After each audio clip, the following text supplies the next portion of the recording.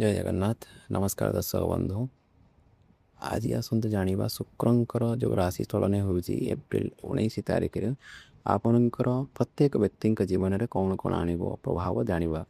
शुक्र हेउछन्ति भोग कारक ग्रह, विलास शिशु विलासर ग्रह, पोशाक पत्र, आपणकर गाड़ी मोटर वाहन सुख लग्जरी कहले शुक्रं को प्रभाव बुझाए। जदि आपण जातक शुक्रंकर स्थिति बहुत भल रोचे ताहले आपन को सब प्रकार सुविधा मिलता है। आपन को फाइनेंशियल पॉइंट ऑफ व्यू हो सुख माने आर्थिक सुख, मानसिक सुख, शारीरिक सुख, प्रेम संपर्क में भल प्रभाव पकई था। आपन पारिवारिक सुख मिलता है, सब प्रकार आपन को सुविधा मिलता है। शुक्र यदि आपनकर जातक बहुत भल अच्छा एवं जाना वृष राशि विषय। वृष राशि ये जो शुक्र परिवर्तन आपणकर राशि गोचर करेंगे मान आपणकर राष्ट्राधिपति होती शुक्र। आपणकर शुक्र निज राशि गोचर करने जो मालव्य नामक राशि जो सृष्टि हो जद्वारा आपन को धन जन सम्मान बढ़िया सहित आपन को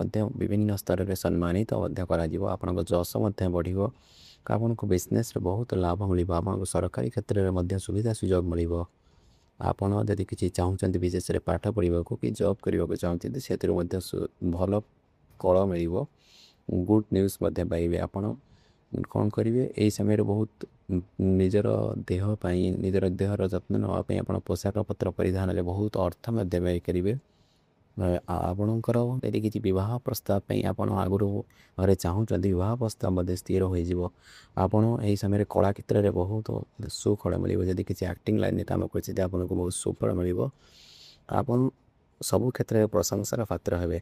आप समय बहुत नाम कमेबे।